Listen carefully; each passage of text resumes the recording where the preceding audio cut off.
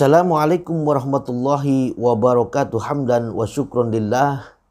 Yang saya hormati para subscriber Sunanul Huda TV dan juga yang menonton video ini, menyaksikan video ini, mudah-mudahan antum semuanya Allah berikan panjang umur, sehat walafiat, barokah rizki, amin ya Allah ya Rabbal alamin.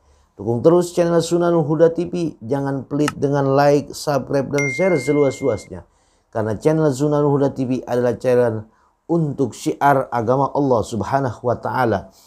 Pemirsa yang dirahmati oleh Allah Subhanahu wa taala, manusia tentunya hidup di alam dunia tidak akan selamanya. Tidak akan selamanya kita hidup di alam dunia. Hidup di alam dunia ini adalah sifatnya sementara. Ketika kita masih hidup, kita masih bisa beramal soleh. Tapi yang harus kita pikirkan, bagaimana ketika kita sudah meninggal dunia pun tetapi masih mendapatkan kebaikan, tetapi masih mendapatkan transferan pahala dari Allah. Ini yang harus kita pikirkan.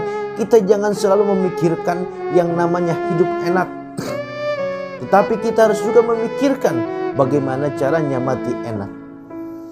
Kita nggak bekerja tetapi mendapatkan gaji, kan enak seperti itu. Makanya Allah berikan kesempatan kepada kita, kita harus pergunakan dengan sebaik-baiknya. Persiapkan 3 hal.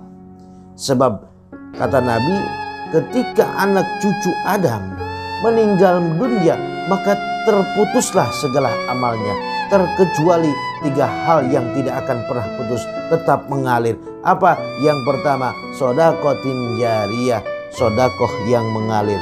Contohnya apa? Jangan pelit kita ketika ada pembangunan masjid, itu adalah luar biasa. Kita semampu kita, mau sodakoh dengan 1 bata juga boleh, 1 sak semen boleh, apalagi banyak. Kesempatan di depan mata jangan disia-siakan.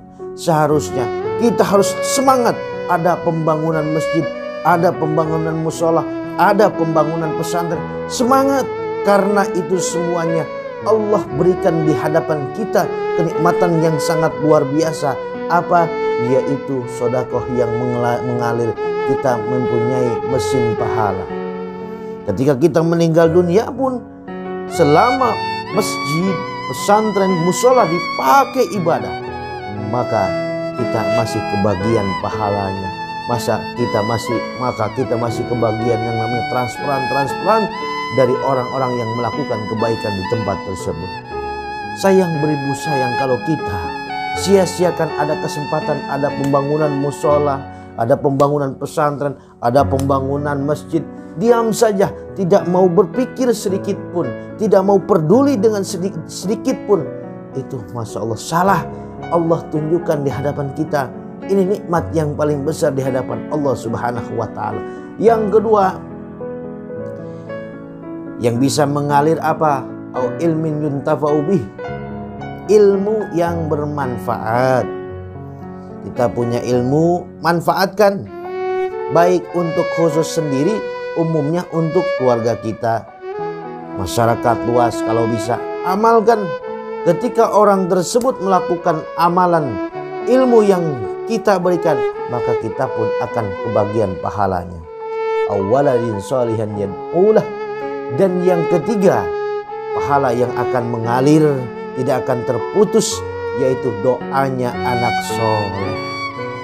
Anak soleh ini penting. Mencetak anak soleh ini penting. Kita harus persiapkan dari semenjak kecil. Apalagi di zaman sekarang, naudzubillah summa naudzubillah. Ya, semenjak COVID-19 ini banyak anak-anak kita tergoda, tersesat, disesatkan oleh setan gepeng.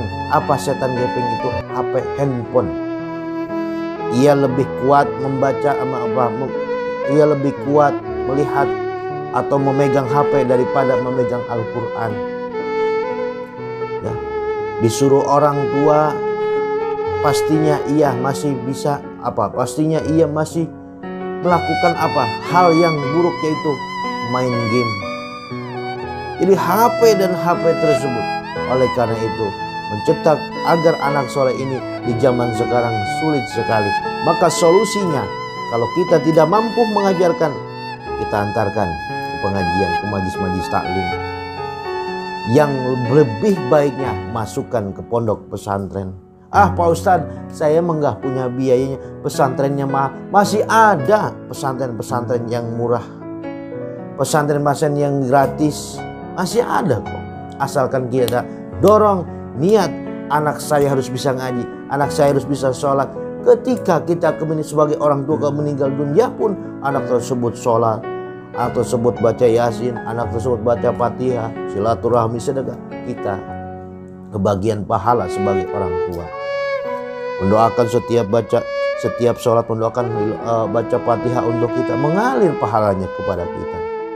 Sebaliknya, kalau anak kita maksiat terus, nggak pernah diajarkan ngaji, nggak pernah diajarkan sholat, maka kita pun akan menyesal di akhirat. Kita akan kena imbasnya, mendapatkan azab dari Allah Subhanahu wa taala. Na'udzubillah tsumma na'udzubillah. Oleh karena itu, kesempatan-kesempatan yang dari Allah berikan kepada kita, pergunakanlah dengan sebaik-baiknya. 3 hal ini sangat bermanfaat buat kita selamanya. Kita akan mendapatkan kenikmatan dari Allah Subhanahu wa taala. Mungkin itu saja yang saya dapat sampaikan. Mohon maaf al-batil. Wassalamualaikum warahmatullahi wabarakatuh.